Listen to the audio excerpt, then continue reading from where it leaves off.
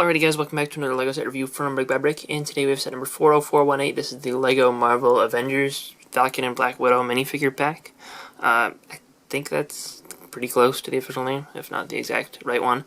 But this set contains 60 pieces and retails for $14.99. It was released on June 1st, 2020, and it comes with 4 minifigures, including an exclusive Falcon and that new summer 2020 Black Widow minifigure with arm printing, and 2 random AIM agents, and on the back, we do have some art, the art that appears on all the boxes of the new sets, as well as a look at the exclusive Falcon minifigure up on the top. So here's the little turret thing, and this is just a 6-stud shooter, basically. They do use 1x1 round bricks instead of studs, which is a little bit interesting, but, you know, you just shoot this off, and it becomes projectiles, and you lose them everywhere. They do include a full set of 6 extra of these 1x1 round bricks, which is kind of interesting, and a little bit different.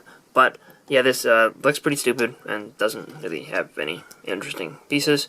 So, you know, the only thing that it exists for is a play feature to encourage you to lose parts. It does allow you to angle it because it is just on a clip, and you just turn the gear to shoot it off. First up, minifigures wise, is this Black Widow minifigure. Yeah, this one isn't the exclusive one, but it's the one I wanted to start with because it is by far the best of the minifigures in this set, I think. I think they really nailed this Black Widow. It is technically based on the upcoming Avengers video game from Square Enix, but it looks pretty similar to both the comics and MCU versions. Like, there's not too crazy differences, so I feel like this would not stand out too much in an MCU display. But the real highlight is definitely that torso. The legs are also new for this figure, at least I'm 90% sure that they are. The face, though, is the same as the old one from Infinity War, and it was first used for Jyn Erso in Star Wars, I think. And that torso print is just really good. The arm printing, too, it's just really well done, and this is one of the best Marvel figures I think that they've done. The hair piece is the same one they used for the 2012 Black Widow, so no, going all the way back there too, and you can see a little bit more printing on the back of the torso, which is also just really well done, and I think this is a great figure. They do use just the 3L bars for her batons as well, so overall, this one is really good, and I think definitely a draw for this set. Our second hero figure here is Falcon, and this is a comics version of him with these brick-built wings, which the brick-built wings probably don't look quite as good as the old wing piece, but they do allow you to change the angles of them, so you can kind of pose a little bit more. I maybe would have liked to see them have an extra hinge like the Infinity War one, so you could sort of fold them in front of him, which was just kind of a neat little feature. But, you know, that's not too big a deal to me. And the backs of them are really plain, which is a little bit unfortunate. He does have plain unprinted dual molded legs. The printing on his torso is pretty good, and in order to see the printing on the back of the torso, we're going to have to remove this, which, note, that does use red Technic ball joints, which is just kind of an uncommon piece. They've used it in some larger Technic sets, but I think this is the smallest set they've ever used them in. And with that removed, it's just one of those bracket pieces that they've used for minifigure accessories in the past. Nothing new there.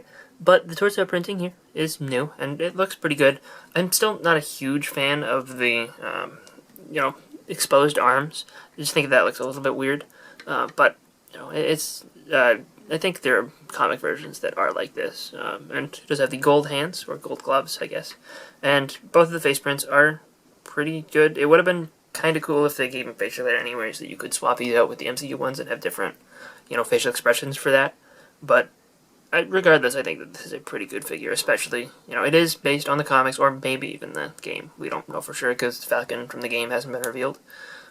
So, you know, this is, I think, a pretty good figure. It's just not exactly what I would buy the set for. Though it is exclusive, so if you do want this, you are going to want to buy the set. And we do get 2 of these AIM Agent minifigures, and these are okay, and they are based on the game, at least we assume, because I don't know if these were seen on any of the trailers or anything for the game, but the game obviously hasn't released yet, so we don't know exactly what everything in the game is going to be. But they're both AIM agents. They've been used in all of the 2020 comics-based Marvel sets, I guess aside from the Spider-Man ones that were released. But, you know, their torso printing is pretty good. They do have the gunmetal gray legs, and back printing on there is pretty good as well. They're just, I don't know, these aren't super exciting figures to me. They don't have any back printing on their faces, but they do have a little bit of printing on the front, which is sort of obscured by these breathing mask things. There we go, now you can see it completely. And you do get an extra one of those breather thingies in the set as an extra part. But both of these figures are just completely identical, so I don't need to bother removing that for the other guy. Overall, I think that this minifigure pack is a pretty respectable one. I appreciate the exclusive Falcon, and I do really like that Black Widow, which this is the cheapest way to get her. There are a couple other sets that include her, but I think the cheapest of the other ones that do is $50. So, you know, if you want a cheaper way to get it and you don't want to buy any other comics Avengers sets, then you're probably going to want this. And again, if you want that exclusive Falcon, you're going to want this. For $15, I think that it's a reasonable value compared to some of the other minifigure packs that are that have been out in the last couple of years. Like versus the Spider-Man one, it's probably about as good as that one was. That one did have the exclusive Ned and an exclusive Spider-Man face, and the other character was a named character, which it was just generic pieces, but I almost feel like that was a little bit more desirable than just having these two random AIM agents.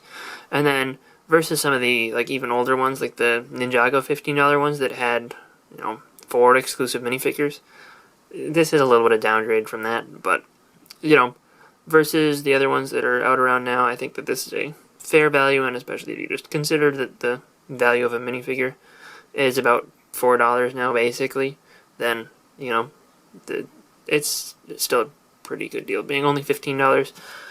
So, you know, in short, I'm sort of glad that they don't charge more. It would be nice maybe if this was $13 like the unlicensed ones are of this style. But overall, still a good set, I think, and I'm happy to have it.